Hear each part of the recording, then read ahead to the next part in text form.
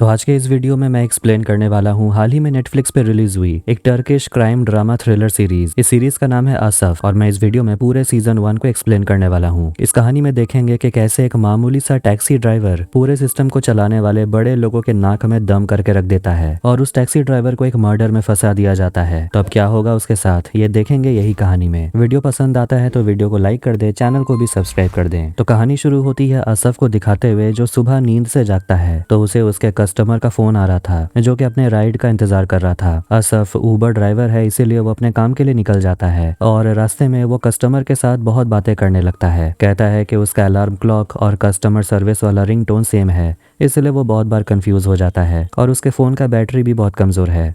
Customer उसे पूछने लगता है कि तुम्हारी गाड़ी तो साफ है, तुम आदमी भी अच्छे हो, तुम्हारी रेटिंग कम क्यों है, लगता है बहुत बातें करते हो। वो सभी लोग ट्रैफिक में फंसे हुए थे लेकिन तभी उसके टैक्सी को कोई पीछे से ठोकर मार देता है। कस्टमर कहता है गाड़ी का नंबर प्लेट का फोटो ले लो, मुझे जल्दी यहाँ से निकालो। असफ दूसरे गाड़ी वाले से पूछता है कि आखिर उसने ऐसा क्यों किया। वो अपने गाड़ी का हाल देखता है जो कि काफी बुरा था, लेकिन वो दूसरा आदमी जिसने गाड़ी को ठोकर मारा वो कहता है ये हादसे तो होते ही रहते हैं। असफ थोड़ा फ्रस्ट्रेट हो जाता है और कहता है पुलिस को बुलाओ। वो देखता है कि सामने ही पुलिस वाला था। ये देखकर वो काले कपड़ा वाला आदमी अपने पॉकेट में से कुछ पैसे निकालता है और असफ को देता है और कहता है कि अगर तुझे पैसे कम पड़े तो इस एड्रेस पे आकर पैसे ले जाना। इसके बाद असफ जाता है अपनी पत्नी सेमा से मिलने के लिए। दोनों पति पत्नी के बीच अब कुछ भी ठीक नहीं है और दोनों अलग रहते हैं। उन दोनों का 6 साल का बेटा है एटलस। सेमा उसे कहती है गाड़ी में बैठने के लिए और वो अपने पति असफ से डिवोर्स पेपर पर साइन करने को बोलती है। उसे कहती है कि बिना झगड़ा किए साइन कर दो, तुम्हारे लिए अच्छा होगा। यहाँ उनकी बातों से पता चलता है कि उनके बेटे एटलस को दिल की बीमारी है, इसलिए ट्रीटमेंट के लिए हार्ट ट्रांसप्लांट करवाना पड़ेगा, बहुत पैसे लगेंगे। असफ अपने बेटे से बात करने के लिए जाता है और अपने बेटे से कहता है आज अपनी मम्मी के साथ रह लो, कल हम दोनों बहुत मस्ती करेंगे। असफ अपनी गाड़ी को ठीक कराने के लिए एक गैरेज में लेकर आता है लेकिन गाड़ी ठीक होने से पहले ही उसे बिल थमा दिया जाता है और प्राइस बहुत ही ज्यादा था। गैरेज का मैनेजर कहता है कि अगर तुम दूसरे गैरेज में जाना चाहोगे तो वहाँ तुम्हें 3 गुना ज्यादा दाम देना पड़ेगा, तुम जाना चाहते हो तो जा सकते हो। असफ कहता है तो फिर मेरी गाड़ी को छोड़ दीजिए, मैं चला जाता हूँ। मैनेजर कहता है पहले पैसे तो भरिए, लेकिन असफ कहता है कि ये तो अजीब बात है, आप लोगों ने तो काम भी शुरू नहीं किया। असफ उसे अपनी प्रॉब्लम बताने लगता है कि उसके पास पैसे कमाने के लिए बस यही एक गाड़ी है, उसके 6 साल का बेटा है, उसे हार्ट ट्रांसप्लांट की जरूरत है, उसके और उसके पत्नी के बीच भी कुछ भी ठीक नहीं है, बात डिवोर्स तक आ गई है, इसलिए मैंने अगर काम करना रोक दिया तो मेरे बेटे का दिल भी रुक जाएगा। ये सुनकर मैनेजर थोड़ा इमोशनल हो गया था और उसे कहता है कि तुम पैसे इंस्टॉलमेंट में दे देना। इसके बाद वो अपने घर आता है तो उसकी माँ कहने लगती है कि उन लोगों ने फिर से दीवार को तोड़ दिया। वो अपने बेटे से कहती है कुछ करने के लिए और उसे कोर्ट ऑर्डर दिखाती है जो कि उसकी पत्नी सेमा ने भेजा है। असफ को कोर्ट में दिखाना होगा कि वो बेरोजगार नहीं है ताकि वो अपने बेटे की कस्टडी ले सके। असफ सोचने लगता है कि अब वो करेगा क्या, क्योंकि उसकी गाड़ी तो गैरेज में है। वो अपनी माँ को बताता है कि सुबह में एक्सीडेंट हुआ था और उसकी गाड़ी गैरेज में है। तो उसकी माँ कहती है कि जाकर अपने भाई से बात करो, उसे सलाह लो। इसके बाद वो अपने भाई से मिलने जाता है जिसका नाम है मुजफ्फर और उसका खुद का छोटा सा टैक्सी कंपनी है। असफ अपने भाई के साथ टैक्सी ड्राइवर का काम करना चाहता था मगर वो सभी लोग असफ को कहने लगते हैं कि तू तो ऊबर ड्राइवर है, तू तो अच्छे खासे डॉलर्स में कमाता होगा, लेकिन उसकी हालत ऐसी तो है नहीं। वो अपने असिस्टेंट मिल्तम से कहता है चाय बनाने के लिए और वो अपने भाई से कहता है कि ये बिल्कुल बकवास चाय बनाती है। फिर वहाँ पर एक गाड़ी आती है और उसका भाई चला जाता है उन लोगों से बात करने और मिल्तम असफ से कहती है कि मैं जानबूझकर गंदी चाय बनाती हूँ लेकिन तुम्हारे लिए अच्छी बना सकती हूँ। वो कहने लगती है कि तुम्हारी गाड़ी की तरह कोई भी अपनी गाड़ी की देखभाल नहीं कर पाता। तो वो बताता है कि आज ही किसी ने उसके गाड़ी को ठोक दिया था। इसके बाद जाता है वो अपनी पत्नी सेमा से मिलने के लिए जो अपने बॉयफ्रेंड हारून के साथ बैठकर डिनर कर रही थी। असफ उससे पूछता है कि आखिर ये इंसान यहाँ क्या कर रहा है। तो उसकी पत्नी कहती है हारून तुम्हारे बेटे के इलाज के लिए हमें पैसे दे सकता है, हम लोग एटलास को लेकर जर्मनी जाएंगे, हमें वहाँ पर एक हार्ट मिल गया है, यहाँ हमारा कुछ भी नहीं हो सकता। वो अपनी पत्नी से कहने लगता है कि मैं पूरी कोशिश कर रहा हूँ कि सब पहले जैसा हो जाए। वो उस दिन को याद करने लगता है जब वो और उसकी पत्नी और उनका बेटा तीनों बीच में गए होते हैं और एटलास पतंग उड़ा रहा था। अगले दिन वो जाता है एक पतंग खरीदने के लिए और फिर वो पहुंचता है बैंक और वहां वो अपने बड़े भाई अजीज से मिलता है जो कि बैंक मैनेजर है। असफ लोन के लिए अप्लाई करना चाहता था। अजीज पूछता है कि आखिर तुम्हें लोन चाहिए क्यों, और वैसे भी फॉर्म में ये सवाल होगा कि तुम करते क्या हो, क्या लिखोगे, टैक्सी ड्राइवर हो। और अगला सवाल होगा कि तुम्हारा इनकम स्टेबल है या नहीं, क्या लिखोगे उसमें, क्या तुम्हारी इनकम फिक्स है। असफ उदास हो जाता है और कहता है नहीं, नहीं चाहिए तुम्हारा लोन। वो चला जाता है गैरेज और पता चलता है कि उसके गाड़ी को वेयर हाउस भिजवा दिया गया है और उसे एक और बिल दिया जाता है जिसमें कि वेयर हाउस पार्किंग फीस था। असफ कहता है कि पार्किंग फीस भरने के लिए मेरे पास तो पैसे भी तो नहीं है। वो बिल पर साइन कर देता है और मैनेजर को अपनी रिंग देता है। कहता है इसे संभाल कर रखना, मैं वापस लेने आऊंगा। मैनेजर उससे कहता है कि उस काले कपड़े वाले आदमी ने तुम्हें जितना पैसा दिया उससे गाड़ी का एक चक्का भी नहीं आएगा। तुम्हें तो पुलिस में जाना चाहिए। पता नहीं तुमने पैसे क्यों ले लिए, तुमने गलत किया। इसीलिए असफ पहुंच जाता है पायन कुरैन कंपनी में जिसका कार्ड उसे उस आदमी ने दिया था। वो रिसेप्शनिस्ट से बात करता है, पूछता है कि उसे किसी से मिलना है, लेकिन उसे यहाँ तो किसी का नाम भी नहीं पता था। तो वो औरत कहती है मैं आपकी कोई मदद नहीं कर सकती। तभी उसे उसकी पत्नी का बॉयफ्रेंड हरुन फोन करता है जो उसे कहने लगता है कि तुमने अपने बेटे से कहा था कि तुम उसके लिए पतंग लेकर आओगे। पूरी दिन वो तुम्हारी राह देखता रहा। वैसे तुम अगर नहीं आओगे तो बोलो, मैं कुछ खरीद कर उसे दे दूंगा। वैसे भी आजकल पतंग तो कोई उड़ाता नहीं है। अब ये सबसे असफ बहुत ज्यादा गुस्सा होने लगा था। फिर वो वही ब्लैक कलर की एसयूवी उसे दिखाई देती है जिसने उसकी गाड़ी को ठोकर मारा था। वो उस कंपनी में फोन लगाता है और पूछता है कि ये ब्लैक कलर की एसयूवी किसकी है। वो गाड़ी का नंबर भी बताता है, लेकिन रिसेप्शनिस्ट कहती है कि मैं आपको ये जानकारी नहीं दे सकती। गुस्से में आकर असफ एक रॉड उठाता है और उस ब्लैक एसयूवी गाड़ी के कांच को तोड़ देता है। थोड़ी देर में उसे वहां का सिक्योरिटी पकड़ लेता है और उसे जेल में लाया जाता है। वहां उसे ऑफिसर कमल मिलते हैं और उसे पूछते हैं कि तुम उस गाड़ी के ओनर को नहीं जानते तो तुमने उसके गाड़ी को तोड़ा क्यों। वो उसे फोटो दिखाता है, कहता है कि उस कंपनी का मालिक, उसका नाम है नासू अल्फान, वो बहुत ज्यादा पावरफुल है। असफ कहता है कि मैं इसे नहीं जानता। ऑफिसर कमल उसे अपना फोन नंबर देता है और कहता है कि नासू के बारे में अगर तुम्हें कुछ भी पता चले तो मुझे फोन करना। ऑफिसर को लगता है कि असफ नासू के बारे में जरूर कुछ जानता है। वो असफ से कहता है कि अगर तुम उसके बारे में कुछ नहीं जानते तो जानकारी पता करो। फिर जैसे ही वो अपने बेटे से मिलने के लिए जाता है तो वो ड्राइवर उसे जबरदस्ती पायन कुरैन ऑफिस लेकर चला जाता है और वहां पर वो उस कंपनी के मालिक नासू से मिलता है। वो उसे पूछता है कि मैं तुम्हें जानता तो नहीं, तो तुमने मेरी गाड़ी पर हमला क्यों किया? रॉड तो तुम्हारा ही था। असफ कहता है कि आपकी गाड़ी ने मेरी गाड़ी को ठोकर मारी थी और आपके गाड़ी के ड्राइवर ने कहा था गाड़ी ठीक करवाने के पैसे कम पड़े तो ऑफिस आ जाना। नासू पूछता है क्या वो ड्राइवर यही है? असफ कहता है नहीं, इनमें से नहीं। नासू कहता है फिर मेरा और कोई ड्राइवर नहीं है। असफ कहता है कि उस आदमी ने मुझे पैसे दिए थे। नासू कहता है तो फिर पैसे लौटाओ। असफ बोलता है कि उन पैसों से तो मैंने गाड़ी को रिपेयर करवाया। नासू कहता है तो फिर कर्ज चुकाने के लिए तुम्हें मेरा एक पैकेट डिलीवर करना होगा। असफ थोड़ा घबराने लगता है कि पता नहीं उस पैकेज में क्या होगा। वो वहां से निकलने के बाद उस पुलिस ऑफिसर कमल को कॉल करता है और उसे बताता है कि मैं उस कंपनी के मालिक से मिला। कमल उसे मिलने के लिए जाता है और उसे समझाता है कि तुम पैकेज को एक्सेप्ट करो, बाकी काम हम लोग साथ में करेंगे। और वो असफ से कहता है कि तुम्हारी मदद से हम पायन कुरैन को जड़ से उखाड़ फेंकेंगे। इसके बाद देखते हैं कि वो वापस से अपना काम करना स्टार्ट करता है और वो जब अपने एक कस्टमर को बताए हुए लोकेशन पर छोड़ता है तो वो कस्टमर उसे 1 स्टार देती है। बहुत बोलने पर भी वो उसे 5 स्टार नहीं देती। तभी उसे पैकेज को लेकर एक मैसेज आता है और उसे एक लोकेशन पर बुलाया जाता है। लोकेशन पर पहुंचने पर वो ऑफिसर कमाल को फोन लगाता है, लेकिन उसकी घंटी उसके गाड़ी के अंदर से बज रही थी। दिखता है कि उसकी गाड़ी के डिक्की के अंदर ही वो ऑफिसर मरा पड़ा था। देखते हैं कि असफ नासू को उस पुलिस ऑफिसर कमल के बारे में पहले ही बता देता है कि वो ऑफिसर आपके पीछे पड़ा हुआ है। अब यहाँ तुरंत वो अपने गाड़ी में बैठता है और देखता है कि बैक सीट पर एक बच्चा बैठा हुआ था और वो बच्चा ही है पैकेज।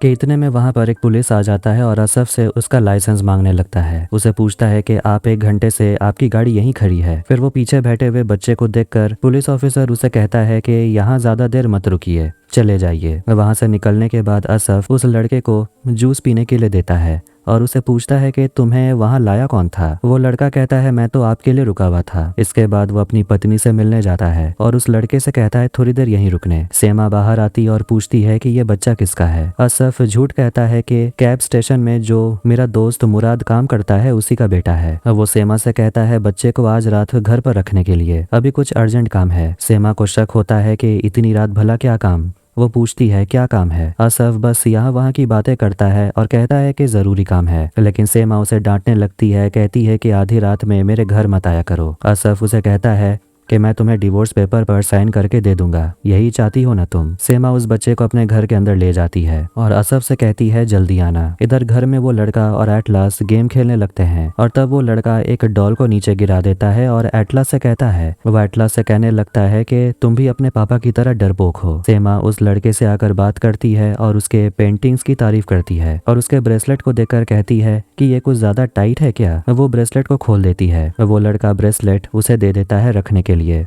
कहता है कि मैं आपसे बाद में ले लूंगा। असफ अपने दोस्त मुराद से मिलता है और उसे भी कहने लगता है कि जो कुछ भी हो रहा है मैं सब कुछ पुलिस को बता दूंगा, मैंने कुछ गलत थोड़ी किया। मुराद बोलता है कि तेरा भाई मुजफ्फर को सब कुछ पता चल चुका है और बोलता है मेल्तेम प्रेग्नेंट हो गई है। वो दोनों टैक्सी स्टेशन छोड़ देने की बात करते हैं। मुराद उससे कहता है कि कल मुझे तेरी गाड़ी चाहिए, लेकिन असफ मना करता है क्योंकि यही तो उसकी रोजी रोटी है, वो ऐसे ही उसे गाड़ी नहीं दे सकता। तभी गाड़ी के डिक्की में से फोन की घंटी की आवाज आती है। असफ बात छुपाने की कोशिश करता है कि ऐसा तो कुछ मैंने सुना ही नहीं, लेकिन जैसे ही मुराद चेक करने के लिए निकलता है असफ वहां से चला जाता है। वो डिक्की खोलकर ऑफिसर का फोन निकालता है और उसे एक अनजान आदमी कहता है कि डिक्की में वो जो भी है उसे ठिकाने लगा दो, वरना मैं तुम्हारी कंप्लेंट पुलिस में लिखवा दूंगा। असफ को ऑफिसर के पॉकेट में से एक पेन ड्राइव मिलता है जिसमें से उसे ऑर्गन ट्रैफिकिंग और बहुत सारे इलीगल एक्टिविटीज के बारे में पता चलता है जो कि पाइन कुरैन कंपनी में चल रहा था। अब या तो ये हो सकता है कि ऑफिसर कमाल ये सब में इन्वॉल्व है या वो इसका पर्दाफाश करना चाहते थे। असफ चला जाता है पुलिस स्टेशन ऑफिसर के खिलाफ कंप्लेंट लिखवाने के लिए,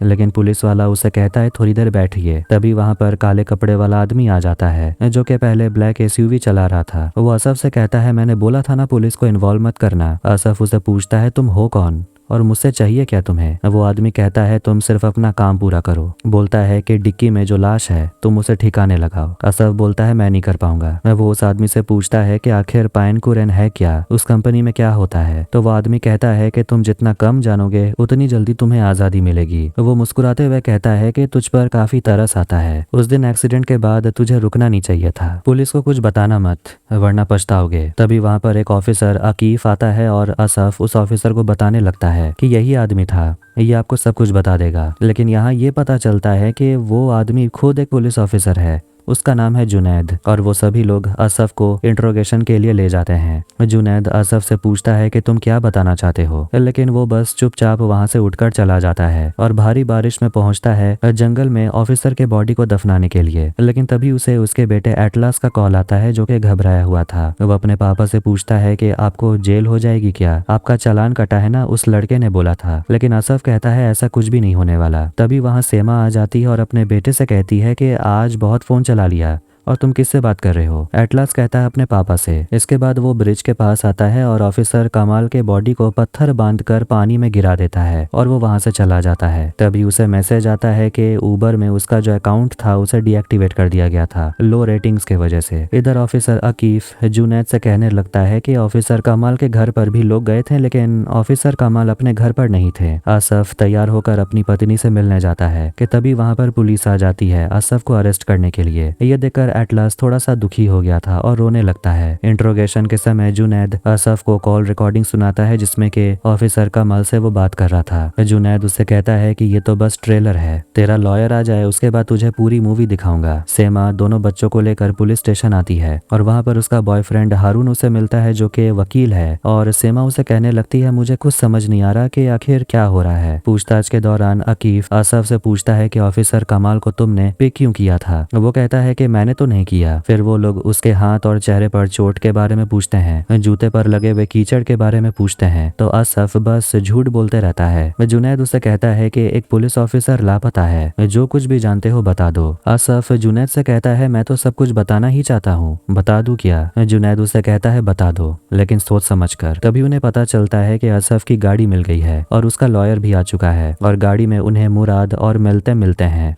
इसीलिए उन दोनों से भी पूछताछ की जाती है। तो वो दोनों बोलते हैं कि हमारा प्राइवेट मैटर था, इसलिए हम लोग असफ की गाड़ी को लेकर निकले थे बस एक रात के लिए। जुनैद असफ से पूछता है कि आखिर तुम ऑफिसर कमाल से मिलना क्यों चाहते थे और तुमने इतना बड़ा ड्रामा क्रिएट क्यों किया। अक्सर क्रिमिनल ही ऐसा करते हैं, ड्रामा क्रिएट करते हैं ताकि उनकी सच्चाई छुपे रहे। वो असफ से पूछता है पाइन कुरैन के बारे में, बोलता है कि ऑफिसर कमाल उसी के पीछे थे। असफ कहता है हो सकता है वो उस कंपनी के लिए ही काम करते हों। जुनैद असफ को नासू के बारे में बताता है जो कि उस कंपनी का मालिक है। कहता है कि उस कंपनी के तरफ से ऑफिसर कमाल को धमकियां मिल रही थी। असफ का वकील कोई और नहीं बल्कि हारून होता है और वो उसे कहता है कि तुम्हें हर क्वेश्चन का आंसर देने की जरूरत नहीं। वो ऑफिसर से कहता है कि मेरा क्लाइंट जवाब नहीं देगा जब तक आप लोग ये नहीं बता देते कि आखिर इन पर इल्जाम क्या लगा है। जुनैद कहता है कि हमें बस एक सवाल का जवाब जानना है और वो असफ से पूछता है कि तुम्हारी गाड़ी के डिक्की में है क्या। वो रिकॉर्डर ऑन करता है जिसमें कि असफ फोन करके चिल्ला रहा था कि डिक्की में जो भी है उसे आप लेकर जाइए वरना मैं पुलिस को सब कुछ बता दूंगा। असफ जुनैद से कहता है कि तुम्हें सच में जानना है कि उस डिक्की में क्या है,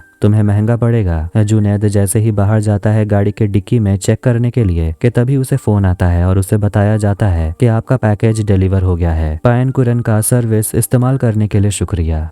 गाड़ी के डिक्की में ऑफिसर कमाल की डेड बॉडी नहीं थी और ये पैसा ही है जुनैद का पैकेज जिसे डिलीवर करवा दिया गया था। वो अकीफ से कहता है इंट्रोगेशन बंद करवाने के लिए, लेकिन अकीफ का मानना था कि इतना सारा पैसा उसकी गाड़ी में मिला है और असफ एक मामूली ड्राइवर है, वो मासूम तो नहीं लगता। हारून असफ के साथ बाहर आता है और उसे बताता है कि डिवोर्स वाला मैटर अब वो खुद संभाल रहा है क्योंकि असफ पेपर में साइन करने से काफी लेट कर रहा है। वो उसे कहता है जल्दी करने। जुनैद असफ से आकर कहता है कि वो ऑफिसर कमाल के बॉडी को ढूंढ निकालेगा, लेकिन जाते जाते वो जुनैद से कहता है कि कल यही लोग तुमसे पूछताछ करेंगे कि इतने पैसे तुम्हारे लिए क्यों आए हैं, तब क्या करोगे। बाहर आकर उसे उसका बेटा मिलता है और सेमा आकर उसे अपने घर वापस ले जाती है। अकीफ जुनैद को बताता है कि उन्हें जो पैसे मिले वो सारे फेक थे। जुनैद सरवत नाम के आदमी को कॉल करता है जो कि पायन कुरैन के लिए काम करता है और उसे कहता है कि तुमने मुझे धोखा दिया। सरवत कहता है कि अगर तुम्हें सही माल चाहिए तो फिर सेंट्रल बैंक में जाकर रेड मारकर सारे पैसे छीन लो। असफ उस दूसरे बच्चे को अपने घर ले आता है और उसे वहीं सुला देता है और फिर वो अपने लैपटॉप में उस पेन ड्राइव को जो उसे मिला था उसे लगाकर सारे इलीगल एक्टिविटीज के बारे में पढ़ने लगता है। तभी बाहर उसके गाड़ी की आवाज आने लगती है।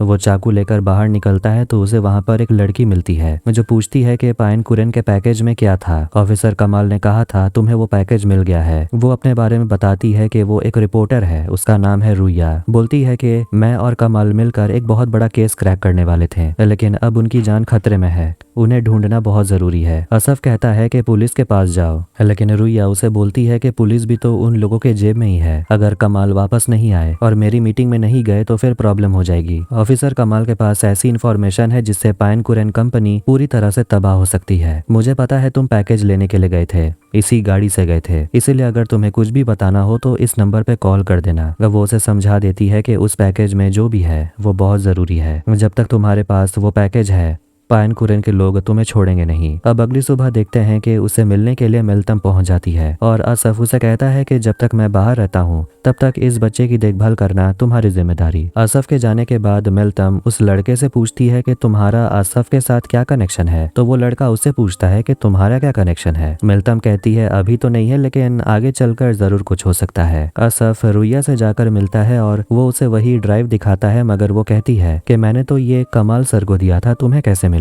वो उसे कहती है कि कमाल को किसी ने देखा ही नहीं, इसलिए तुम कमाल बन जाओ और तुम मेरे मुखबिर से मिलो और उसे जानकारी लेकर आओ और तुम वो मुझे देना, मगर वो मना करता है। रुया उसे कहती है कमाल सर लापता है और हमारे साथ भी वही होने वाला है, एक ऑफिसर लापता हो गया तो सोचो ड्राइवर का क्या होगा। मगर फिर भी असफ हेल्प करने के लिए नहीं मानता। इधर स्कूल में देखते हैं कि कुछ बच्चे एटलास को परेशान कर रहे थे, लेकिन तभी वहाँ असिल नाम का एक आदमी आता है जिसे देखकर बदमाश बच्चे वहाँ से भाग जाते हैं और वो एटलास से बात करने लगते हैं और उसे पूछता है कि तुमने मेरे बारे में अपने मॉम डैड को बताया। एटलास कहता है हाँ, मैंने बताया कि आप मेरे डैड के दोस्त हो, क्या आप भी टैक्सी चलाते हो, क्या आप सच में मेरे पापा के दोस्त हो। इधर हम देखते हैं कि असफ का कोई पीछा कर रहा था, इसीलिए वो उसे जाकर पूछता है मुझे फॉलो क्यों कर रहे हो, तो वो कहता है कि मैं नासुक आदमी हूँ, उन्हें तुमसे मिलना है। मिल्तम उस बच्चे को लेकर आती है पार्क में जहाँ वो दूसरे बच्चों के साथ खेलने लगता है, लेकिन उसे शोर बिल्कुल भी नहीं पसंद। मिल्तम से मिलने के लिए उसका आशिक मुराद आता है और उन दोनों के बीच में झगड़ा होने लगता है, क्योंकि मुराद में इतनी हिम्मत नहीं है कि वो अपने बॉस मुजफ्फर को बता पाए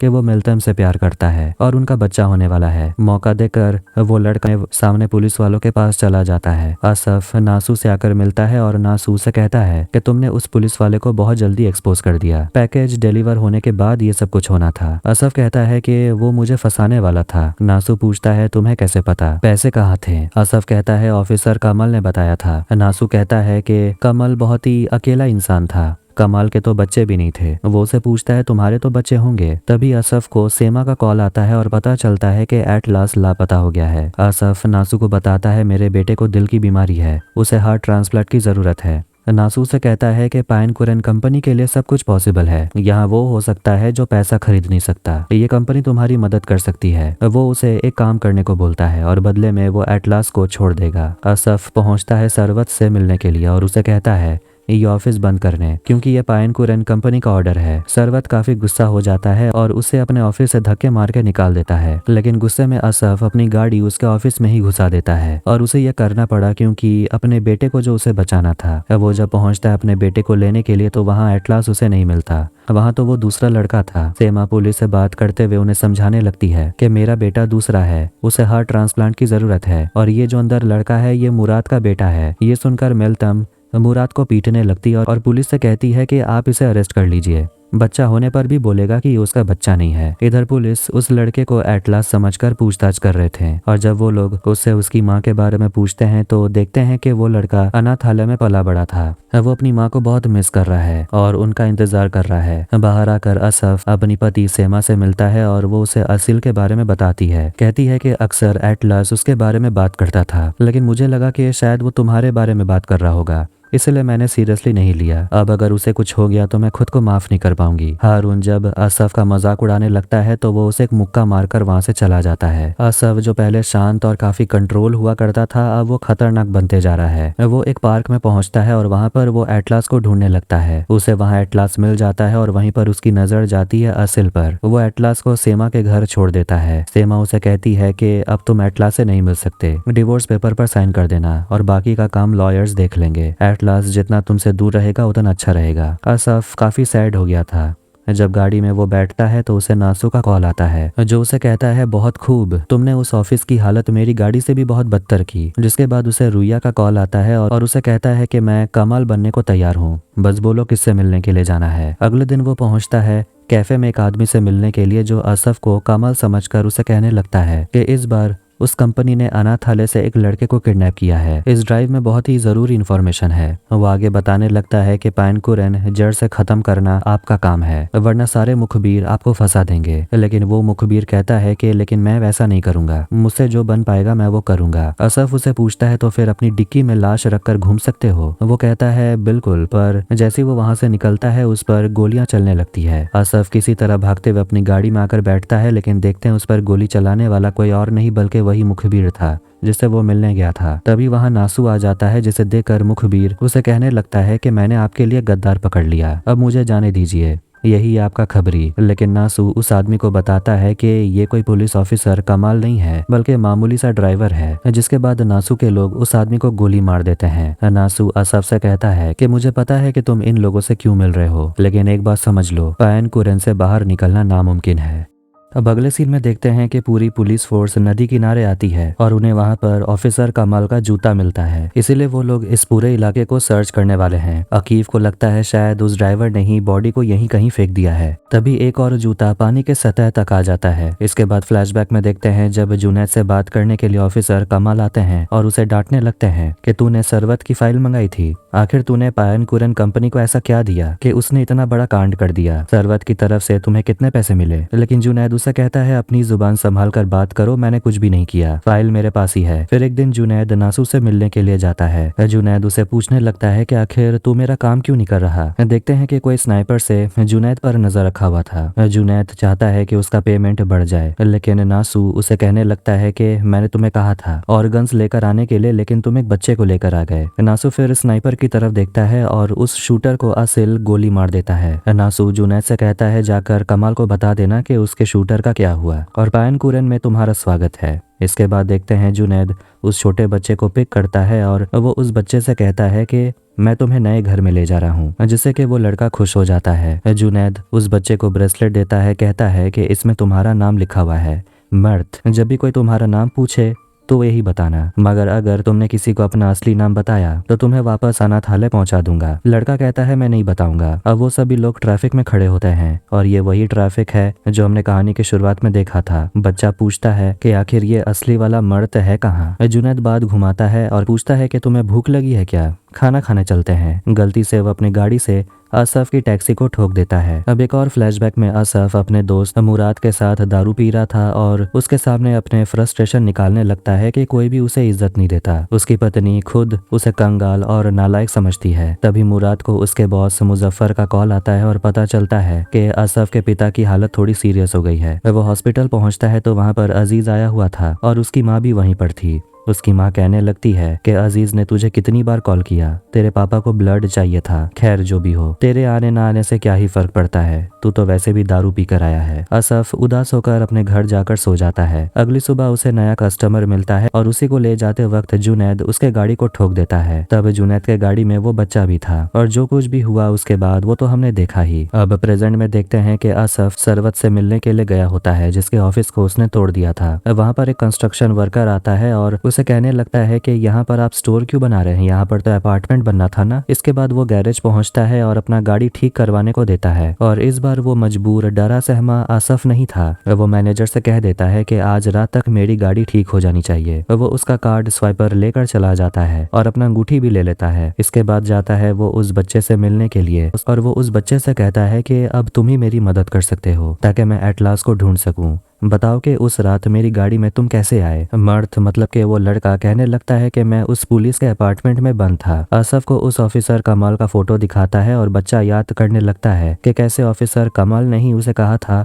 अलमारी में छुप जाने के लिए। असफ उसे पूछता है कि ये पुलिस वाला कहाँ गया। लड़का घबराने लगता है और कहता है मैं कुछ नहीं जानता। रुया जुनैद से मिलने के लिए आती है और उससे भी वो ऑफिसर कमाल के बारे में पूछने लगती है। पूछती है कि आप वैसे ऑफिसर कमाल को ढूंढ क्यों नहीं रहे, जिस रात वो गायब हो गए थे उन्होंने मुझे मैसेज किया था। कमाल को बच्चे के बारे में पता चल गया था और वो उस बच्चे से जुनैद के ऑफिस में मिलता है। इधर जुनैद नासू से बात कर रहा था जो जुनैद से कह रहा था कि किसी ने उसके गाड़ी को तोड़ दिया है। जुनैद कहता है वो हमारे हिरासत में है। मर्द बताता है कि वो उस ड्राइवर को पहचानता है क्योंकि वो जुनैद के गाड़ी में ही था जब ये एक्सीडेंट हुआ। कुछ समय के बाद वापस अपनी गाड़ी लेने के लिए आता है और मैनेजर बताता है कि आपकी गाड़ी तो फर्स्ट क्लास है लेकिन गाड़ी के डिक्की में कुछ मिला। देखते हैं कि उसमें बंदूक था जो वो अपने पास रख लेता है। मैनेजर उसे पूछता है कि आप इतना सिंपल फोन क्यों चलाते हैं, कहीं इसलिए तो नहीं कि पाइन कुरन कंपनी आपको ट्रैक न कर पाए। मैनेजर उसे कहता है मुझे पता है आपको दिखावा करना तो नहीं पसंद लेकिन आपकी गाड़ी आज रिपेयर हो नहीं पाएगी, इसलिए आप इस गाड़ी को लेकर जाइए। ये हमारी दूसरी कार डीलरशिप कंपनी की है जिनका मालिक का नाम है इरफान, वो आपसे मिलना चाहते हैं। असफ मान जाता है और वो उस नई एसयूवी को लेकर जाता है हारून से माफी मांगने, लेकिन वो उसे कह देता है कि मेरे बेटे के बारे में उल्टा सीधा बात करोगे तो मुक्का तो खाना ही पड़ेगा। इसके बाद वो अपने बेटे एटलास से बात करने लगता है और हारून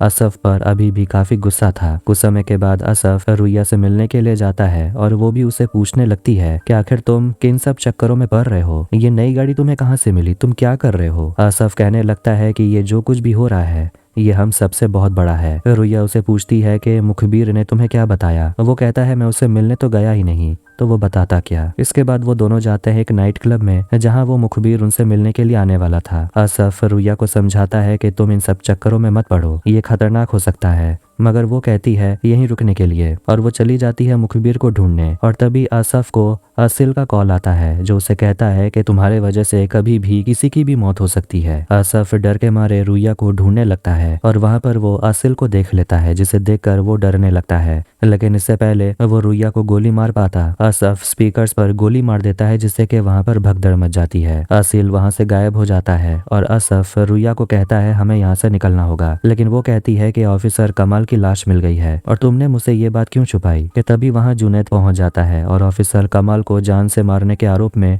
वो लोग रुया को अरेस्ट कर लेते हैं। जुनैद असफ से कहता है कि बच्चे को मेरे पास लेकर आओ वरना देखो आगे आगे क्या होता है। अगले दिन वो जाता है बच्चे को पिक करने के लिए, लेकिन वो लड़का चुपचाप उसके गाड़ी में आकर बैठ जाता है। असफ उसे बोलता है कि तुम्हें अच्छे और बुरे इंसान के बीच में फर्क को समझना होगा। बच्चा कहता है मुझे पता है, आप अच्छे इंसान हो। तभी उनके सामने जुनैद आता है और बच्चा डर के मारे कहने लगता है कि मुझे उसके पास जाने मत देना क्योंकि उसी ने वो सब कुछ किया है। फ्लैशबैक में देखते हैं जब कमाल बच्चे को कहता है अलमारी में छुप जाने के लिए। कमाल उसे समझा देता है कि थोड़ी देर में तुम्हें एक कार लेने के लिए आएगी और तुम अपने घर चले जाओगे, अभी छुप जाओ। उसके बाद वो रुया को कॉल करता है और उसे कहता है कि मुझे पैकेज मिल गया है, टाइम नहीं है, जल्दी से आकर इसे ले जाओ। तभी दरवाजे पर खटखट होती है और जुनैद वहां पर आता है और बच्चे के बारे में पूछता है। कमाल कहता है तुम्हारा खेल खत्म हुआ, कल सुबह नासू को गिरफ्तार कर लो। मगर जुनैद पायन कुरैन कंपनी से मिला हुआ था और कमाल से कहने लगता है कि आप कंपनी के खिलाफ क्या गवाही देंगे, बच्चे को एविडेंस बनाएंगे। आपको क्या लगता है कि पैकेज बच्चा है? नासू को उस बच्चे से कोई फर्क नहीं पड़ता, पैकेज आप हैं। तभी जुनैद ऑफिसर कमाल को मार डालता है और कबर्ड के अंदर से बच्चा सब कुछ देख लेता है और पैकेज लेने के लिए असफ भी बाहर पहुंच गया था और वो बच्चा किसी तरह छुप छुप कर बाहर निकलता है और असफ की गाड़ी में आकर बैठ जाता है। अब यहाँ प्रेजेंट में बच्चा असफ को बता देता है कि जुनैद ने ही कमल को मारा। असफ वहां से चला जाता है बच्चे को जुनैद को बिना दिए। जुनैद उसे कॉल करता है और उसे धमकाता है, लेकिन असफ उसे कह देता है कि ऑफिसर कमल ने जो शुरू किया वो काम मैं खत्म करूंगा। असफ उस लड़के को अपने घर लेकर आता है और उसकी माँ उस बच्चे की देखभाल करती है। असफ अपने काम के लिए निकलने वाला था तो उसकी माँ उसे पूछती है कि इस बच्चे को उसके घर पर जाकर छोड़ दो, यहाँ क्यों लाए हो? और अपने बेटे को ताना मारने लगती है कि आखिर तू अपने भाई जैसा क्यों नहीं बन पाया, कोई अच्छी नौकरी क्यों नहीं कर लेता। असफ अपनी माँ को गले लगाता है और वहाँ से चला जाता है और वो छोटा बच्चा पूछता है कि आप असफ की असली माँ हो क्या? अकीफ सीसीटीवी फुटेज जुनैद को दिखाता है जिसमें कि असफ अपने नई गाड़ी से उस बच्चे को लेकर जा रहा था और वो जुनैद को बताता है कि ये गाड़ी इरफान नाम के आदमी के डीलरशिप से है, जिसका असली मालिक कोई और नहीं बल्कि नासू है। एटलास अपनी माँ को न्यूज देखने को बोलता है क्योंकि न्यूज में असफ की खबर दिखाई दे रही थी जिसमें कि असफ उस बच्चे को लेकर निकल रहा था। असफ मैनेजर को कॉल करता है तो वो मैनेजर बोलता है कि आपकी गाड़ी तैयार है और वैसे इरफान आपसे मिलना चाहते हैं। असफ उसे कहता है शोरूम का एड्रेस भेज दो, मैं तुम्हें वहीं मिलूंगा। वो भी अपने आप को न्यूज में देख रहा था। फिर वो अपने दोस्त मुराद से मिलने के लिए जाता है जो अपने दोस्त से कहने लगता है कि तू तो फेमस हो गया और पूछता है कि आखिर ये सब हो क्या रहा है और इस सब से उस बच्चे का क्या लेना देना। असफ उसे पूछता है क्या तू पायन कुरैन कंपनी के बारे में जानता है? बोलता है कि मैं उस कंपनी को खत्म कर देना चाहता हूँ। उसके बाद वो शोरूम पहुंचता है तो गैरेज का मैनेजर बोलता है कि इरफान भाई तो आए नहीं, लगता है आपकी न्यूज सुनकर वो थोड़े डर गए होंगे। असफ पूछता है कि वैसे इरफान को मुझसे चाहिए क्या? मैनेजर बोलता है वो भी पायन कुरैन कंपनी के लफड़े से निकलना चाहते हैं। असफ उसे बोलता है कि मेरी गाड़ी तैयार रखना और अपने आप को बड़ा आदमी दिखाने के लिए मैनेजर से कहने लगता है कि आज मैं पायन कुरैन की कंपनी के पार्टी में जाने वाला हूँ और इस बारे में इरफान को मत बताना। फिर वो अपने दोस्त मुराद से कहता है कि अगर आज रात में वापस नहीं आया तो उस बच्चे को लेकर पुलिस कमिश्नर के पास चला जाना। इसके बाद वो उस डीलरशिप से गाड़ी लेकर निकलता है क्योंकि उसके दिमाग में एक प्लान है। जुनैद और रुया से बात करने जाता है जो लॉकअप में बंद है और उसे पूछता है कि जब ऑफिसर कमाल की डेथ हुई तो तुम कहाँ थी? मगर वो उस बारे में कुछ भी नहीं बोलती। वो अपने मुखबिर के बारे में बताती है और जुनैद जब उससे और सवाल पूछता है तो वो सब कुछ बताने के लिए तैयार हो जाती है। लॉयर के आने के बाद वो सारी बात जुनैद को बताती है और जुनैद ये सारी बात अपने बॉस नासू को बताने लगता है कि आपके कंपनी में एक गद्दार है। नासू कहता है वो मुखबिर जो भी है मैंने उसे मार डाला है। जुनैद कहता है वो मुखबिर जो भी था वो अकेले तो नहीं था, वो सारा नाम लेकर देने को तैयार था, लेकिन उसे बदले में पायन कुरैन कंपनी से कुछ चाहिए, कुछ ऐसा जो कि अब तक के उसके मेहनत की भरपाई करे। असफ पुलिस कमिश्नर के घर गया हुआ था लेकिन वहां उसे कोई भी नहीं मिलता। इसके बाद वो मिल्तम को कॉल करता है और उससे कहता है कि मुझे तुम्हारी जरूरत है। वो पहुंचती है एक शोरूम में जहाँ पर बहुत ही कीमती सूट्स बनाए जाते हैं, लेकिन मिल्तम को देखकर वहां पर जो लड़की काम कर रही थी वो उसे जाने को बोलती है क्योंकि यहाँ सारी चीजें बहुत ही महंगी हैं। लेकिन जैसे ही मिल्तम पायन कुरैन का नाम लेती है उनका तो रवैया ही एकदम से बदल जाता है और वो लोग असफ के लिए तुरंत एक बढ़िया सा सूट पैक करके दे देते हैं। शाम होते ही असफ तैयार होकर पायन कुरैन वाले पार्टी में चला जाता है और वहाँ वो सरवत के पास जाकर बैठ जाता है। नासू वहां पर पहुंचकर स्पीच देने लगता है और कहने लगता है कि उनकी कंपनी अब इतनी बड़ी और पावरफुल बन चुकी है कि उनका अब कोई भी कुछ नहीं बिगाड़ सकता। फिर वो उस ड्राइवर के बारे में बात करने लगता है जो पहले तो अपना घर चलाने के लिए भी बहुत पापड़ बेला करता था, लेकिन आखिर ऐसा हुआ क्या कि आज वो इस पार्टी में सिस्टम को कंट्रोल करने वाले लोगों के बीच में बैठा हुआ है। असफ बटर नाइफ पकड़ लेता है। कहानी जाती 1 साल पहले और हम देखते हैं कि नासू असिल को अपने यहाँ ड्राइवर की नौकरी दे देता है। नासू को पता चलता है कि वो अभी अभी जेल से छूटा है और उसकी दुनिया में कोई है भी नहीं। असिल थोड़ा सा इमोशनल हो जाता है लेकिन नासू उसे कहता है कि तुम्हें सिर झुकाने की जरूरत नहीं, सिर तो इस सिस्टम को झुकाना चाहिए जिसके वजह से तुम्हारा ये हाल हुआ, लेकिन अब तुम मेरे साथ काम करोगे। कहानी प्रेजेंट में आती है और पुलिस भी आ गई थी पार्टी में और वो लोग नासू को अरेस्ट कर लेते हैं। लेकिन उस पार्टी में असफ की मुलाकात उसके बड़े भाई अजीज से होती है और वो अजीज से पूछने लगता है कि आखिर तुम इस पार्टी में क्या कर रहे हो, तुम्हें पता है ना कि यहाँ हर कोई माफिया है। लेकिन अजीज अपने भाई पर ही चिल्लाने लगता है और उनका झगड़ा होने लगता है। लेकिन तभी असफ की नजर जाती है कुछ लोगों पर जो वहां पर हथियार लेकर आ रहे थे और वो अपने भाई से कहता है हमें तुरंत यहाँ से निकलना पड़ेगा। फिर वो असिल को देखता है पार्टी के अंदर जाते हुए। असफ अजीज को बाथरूम में ले आता है और उसे कहता है पार्टी में मत जाना। नासू हमेशा से जानता था कि उसके दुश्मन कौन कौन है और उन्हीं लोगों को उसने पार्टी में बुलाया। असिल पार्टी में जितने लोग भी आए थे उन सभी पर ओपन फायर करने लगता है और सभी लोगों को मार डालता है। कोई जिंदा नहीं बचता क्योंकि ये सभी लोग वो हैं जो पायन कुरेन कंपनी के लिए खतरा है। नासू पुलिस इंट्रोगेशन रूम में होता है लेकिन वो स्माइल कर रहा था क्योंकि ये सब तो उसका प्लान था, अरेस्ट होकर यहाँ आना और वहाँ पार्टी में सभी का मरना। असिल पार्टी में सरवत को भी मार डालता है और उसके बाद वो बाथरूम में आता है जहाँ के अजीज छुपा हुआ था। असफ पार्टी में आता है लेकिन असिल उसके सामने आ जाता है लेकिन उसका बुलेट्स खत्म हो गया था। इसके बाद आसिफ उसे बहुत पीटता है और उसे घायल कर देता है। इधर पुलिस स्टेशन में जुनैद अकीफ से आकर कहता है कि हमें नासू को छोड़ना पड़ेगा, ऑब्वियसली क्योंकि वो तो नासू से मिला हुआ है। अकीफ गुस्सा हो जाता है कि आखिर हम ऑफिसर कमल के बारे में उससे एक सवाल भी नहीं पूछ सकते। गुस्से में वो अंदर जाता है और उसे पूछने लगता है पार्टी में जो शूट आउट हुआ उसके बारे में आपको पता था? लेकिन नासू नाटक करते हुए कहता है कि कई घंटों से तो मैं यहाँ बैठा हुआ हूँ, तो पार्टी में जो शूट आउट हुआ उससे मेरा लेना देना कैसे हो सकता है? यहाँ जो कुछ भी हुआ है वो जुनैद और नासू ने पहले ही डिस्कस कर लिया था और ये सब उनका प्लान था। अगले दिन असफ अपने घर पहुंचता है तो उसकी माँ उसे कहती है कि बच्चे को पुलिस ले गई। उसकी माँ गुस्सा हो जाती और कहती है कि तेरे वजह से मैं भी तेरे पापा की तरह हॉस्पिटल में एडमिट हो जाऊंगी। असफ तंग आकर वहां से चला जाता है और देखता है कि वो छोटा बच्चा नासू के साथ ही था। वो लोग एक जहाज के पास में रुकते हैं और उस छोटे बच्चे को लगता है कि जरूर असफ अंदर होगा। इधर पुलिस का ध्यान एसयूवी पर जाता है और उन्हें लगता है कि इसमें जरूर असफ होगा, लेकिन असली में वो गाड़ी मुराद चला रहा था। ये तो बस डिस्ट्रैक्शन था और वो लोग उसे अरेस्ट कर लेते हैं। असफ अपनी गाड़ी लेने के लिए आता है तो जुनैद का उसे कॉल आता है और कहता है तुम जल्दी पकड़े जाओगे, बचने का एक ही रास्ता है।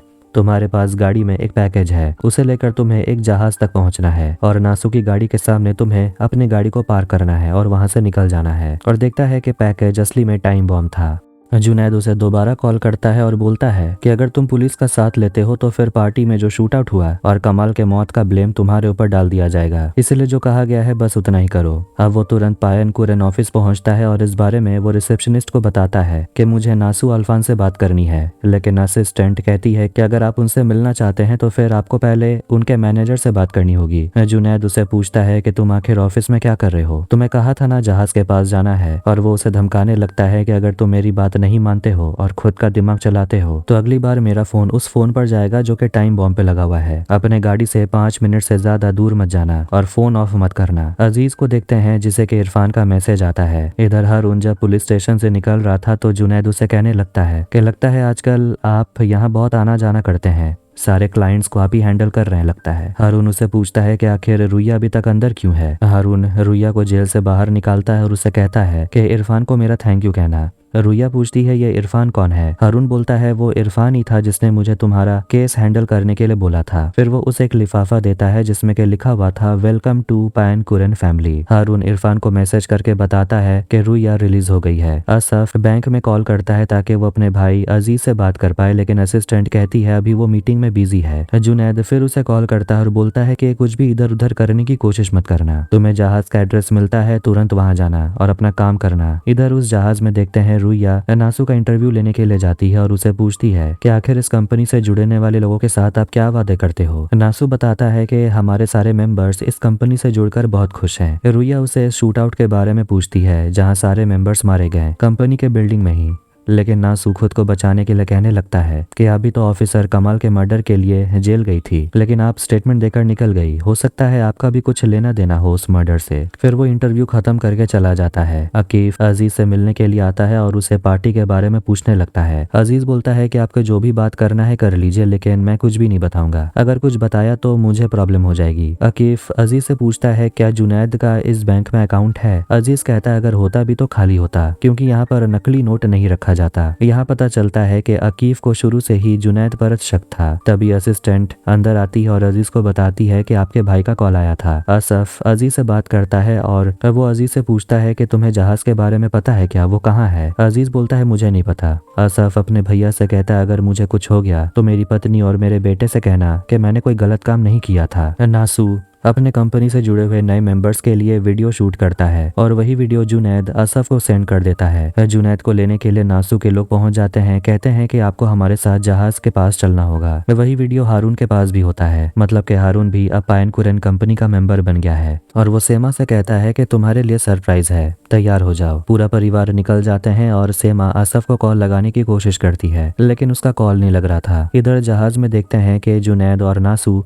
कमाल के मर्डर के लिए असिल को फंसाने की प्लानिंग कर रहे थे। हारून सेमा को लेकर पायन कुरैन कंपनी के पार्टी में पहुंच जाता है, जहां के सारे नए मेंबर्स पहुंच गए थे और उन्हें लगता है कि इस कंपनी का मेंबर बनने से उनकी जिंदगी बदल जाएगी। लेकिन सेमा को ये सबसे थोड़ा सा डर भी लग रहा था और वो पूछती है कि आखिर ये सबसे मेरे बेटे को एक हार्ट कैसे मिल जाएगा, जिनके वजह से हम लाइन में लगे रहें, वो सभी भी तो इसी भीड़ का हिस्सा है। हारून उसे कहता है कि मैं तुम्हें और तुम्हारे बेटे को वो मौका दे रहा हूँ जो तुम्हारा ड्राइवर पति तुम्हें कभी नहीं दे पाया। सीमा अपने बेटे को लेकर गुस्से में वहां से निकल जाती है। असफ अपने फोन को चार्ज करवाने के लिए आता है, क्योंकि उसे पता है फोन बंद हुआ तो बम फट जाएगा, लेकिन अगर वो गाड़ी से 5 मिनट दूर भी रहता है तब भी बम फट जाएगा। इसीलिए जब उसे चार्जर नहीं मिलता तो वो अपने गाड़ी की तरफ भागने लगता है, लेकिन वो एक गाड़ी से टकराकर गिर जाता है। 25 सेकंड बचे हुए थे, इसीलिए वो अपना फोन अपने गाड़ी के सामने फेंक देता है, जिससे कि टाइम दोबारा से रीसेट हो जाता है। सेमा वापस घर आती है और वो लैपटॉप में एक वीडियो देखती है जिसमें असफ एटलास के पेरेंट टीचर्स मीटिंग में गया हुआ था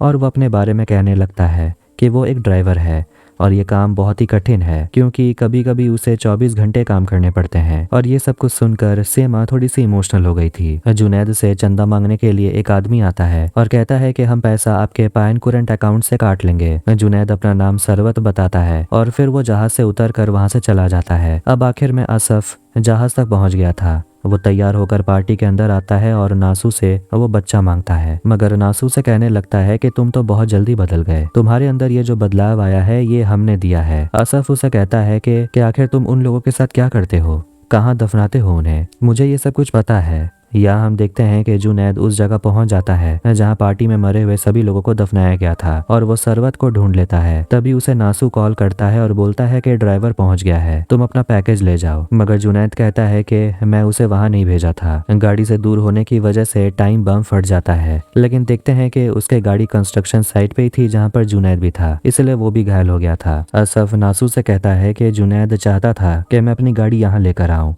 जिसमें कि टाइम बॉम्ब लगा हुआ था, लेकिन मैंने ऐसा नहीं किया। मतलब अब जो भी है आपके और जुनैद के बीच में है, मुझे बस वो बच्चा वापस कर दीजिए। नासू मान जाता है क्योंकि असफ ने उसकी जान बचा ली। जब वो बच्चे से बात कर रहा था तभी उसे कुछ याद आने लगता है और वो नासू से जाकर कहता है कि तुमने इरफान को मारा और मैंने उसे दफनाया और तुम अब मुझे और मेरे बच्चे को जाने दे रहे हो और ये सब में तुम मुझे फंसाओगे, लेकिन तुम भी नहीं बच पाओगे, दफनाई हुई बॉडी जरूर मिलेगी। नासू से कहने लगता है कि मैं तुम्हें फंसा दूंगा और मैं यहाँ से चला जाऊंगा, और वैसे भी तुम यहाँ पर गलत बच्चे को बचाने के लिए आए हो। देखते हैं कि असिल एटलास को मारने के लिए पहुंच गया था। असफ तुरंत वहां से निकलता है और वो सेमा को कॉल कर रहा था, लेकिन वो गाड़ी और फोन हारून का था, इसीलिए सेमा गुस्से में फोन नहीं उठा रही थी और असफ जानबूझकर अपने गाड़ी को नासू की गाड़ी से ठोक देता है, जिससे कि नासू बुरी तरह घायल हो गया था। आखिर में उस जगह पुलिस पहुंच जाती है और अकीफ नासू को अरेस्ट कर लेता है। इसके बाद पायन कुरैन कंपनी का डाउनफॉल शुरू हो जाता है। रुया न्यूज रिपोर्टिंग करते हुए कहने लगती है और लोगों को बताती है कि इस कंपनी के बंद होने की वजह से हेल्थ केयर सिस्टम अब बहुत ही अच्छी तरीके से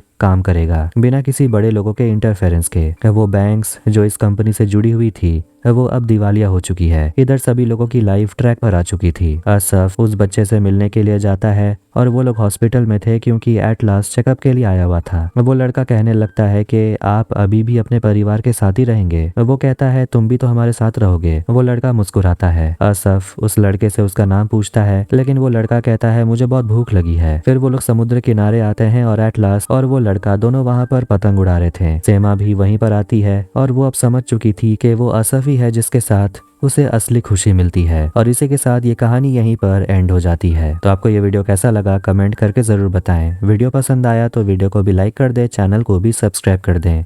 मिलते हैं नेक्स्ट वीडियो में। Take care.